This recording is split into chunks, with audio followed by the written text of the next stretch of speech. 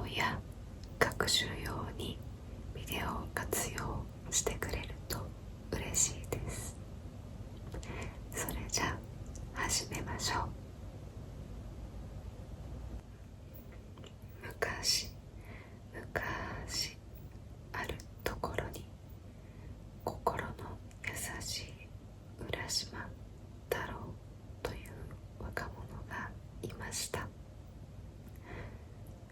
浦島さんが海のそばを歩いていると、子供たちが大きな亀を捕まえていました。近くに行って見てみると、子供たちがみんなで亀をいじめています。おやおや、かわいそうに、逃がしてあげなさいよ。嫌だよ、僕たちがやっと捕まえたんだ。どうしようと僕たちの勝手だろう。見ると亀は泣きながら浦島さんを見つめています。浦島さんはお金を取り出すと、子供たちにお金を渡して言いました。それではこのお金をあげるから、おじさんに亀を売ってくれないか。それならいいよ。こうして浦島さんは子供たちから亀を受け取ると、大丈夫かい、もう捕まらないようにしなさいと、亀をそっと海の中に逃がしてあげました。さて、それから2、3日経ったある日のこと、浦島さんが海に出かけて魚を釣っていると、浦島さん、浦島さんと誰かが呼ぶ声がします。おや、誰が呼んでいるのだろう。私ですよ。すると海の上に亀が頭を出して言いました。この間は助けてくれてありがとうございました。ああ、あの時の亀さん。はい、おかげで命が助かりました。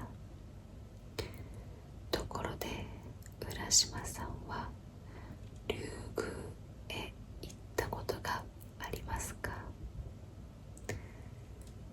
竜宮、さあ、竜宮ってどこにあるの？海の底です。海の底へなんか行けるのか？はい、私があなたを連れて行ってあげますよ。さあ、背中に乗ってください。亀は浦島さんを背中に乗せて海の中にどんどん潜っていきました。海の中にはきれいな青い光が差し込み、昆布がゆらゆらと揺れ、赤やピンクのサンゴの林がどこまでも続いています。わあ、きれいだな。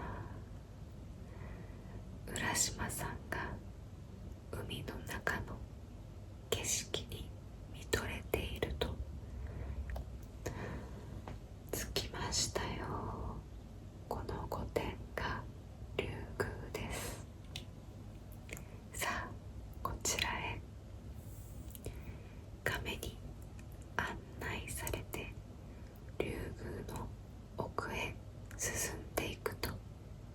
の竜宮の主人の美しい乙姫様が迎えてくれました。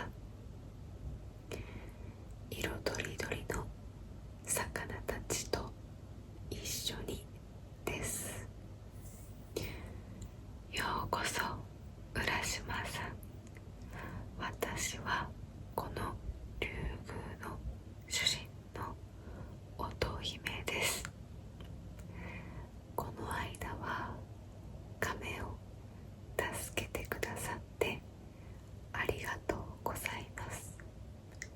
お礼に竜宮をご案内します。どうぞゆっくりしていってくださいね。浦島さんは竜宮の広間に案内されました。浦島さんが用意された席に座ると、魚が次から次へと素晴らしいごちそうを運んできます。ふんわりと気持ちの良い音楽が流れて、鯛やヒラメやクラゲたちのそれは見事な踊りが続きます。ここはまるで天国のようです。そしてもう一日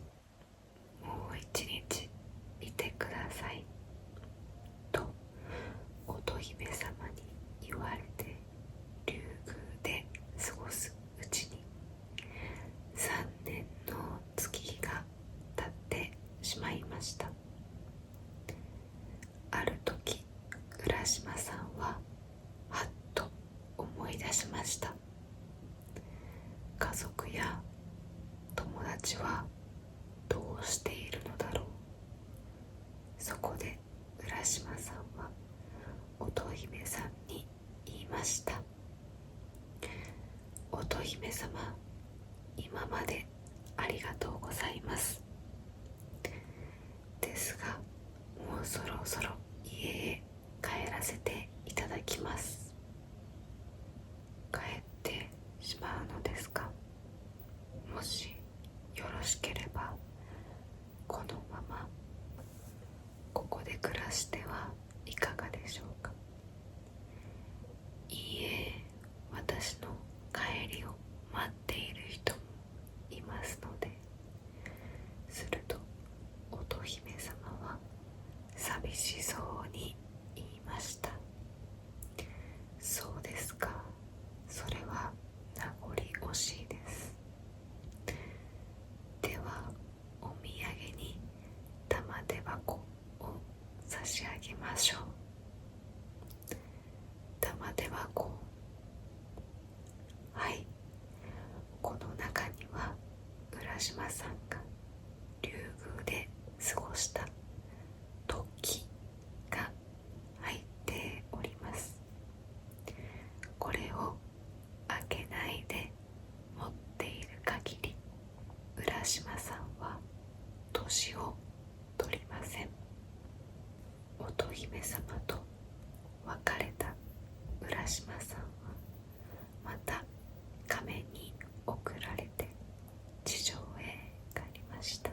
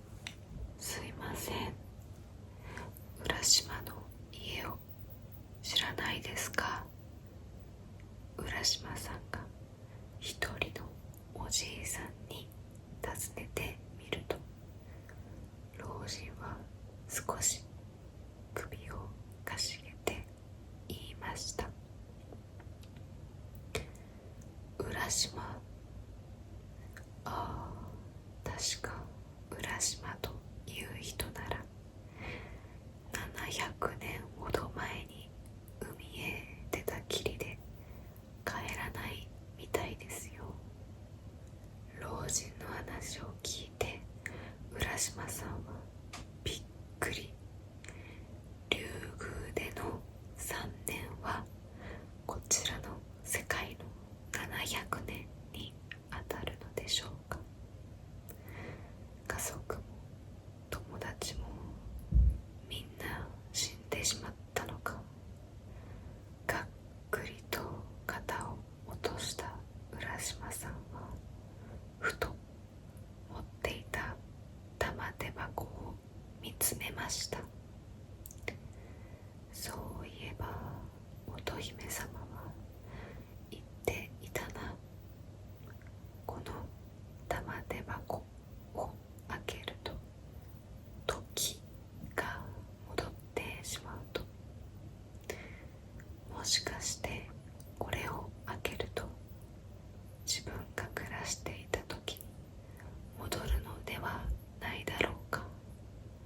そう思った浦島さんは開けてはいけないと言われていた玉手箱を開けてしまいました。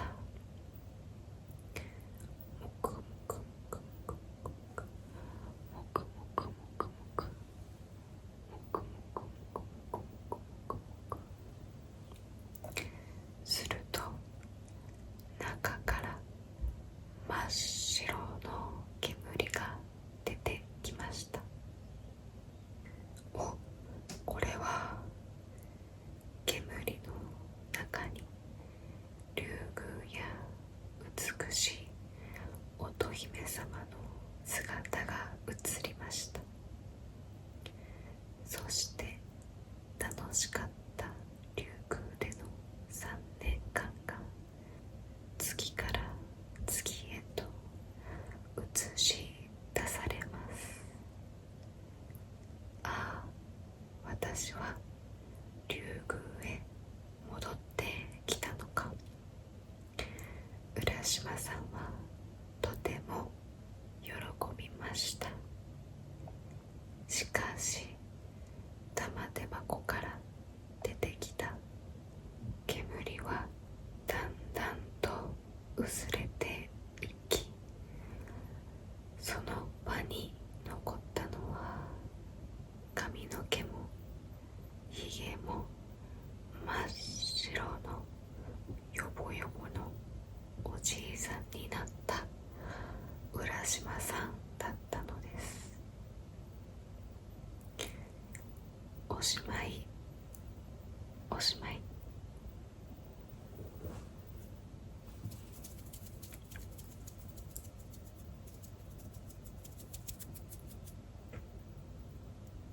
いかがでしたか？いかがでしたか？いかがでしたか？ちょっと不思議で寂しい終わり方のお話だったと私は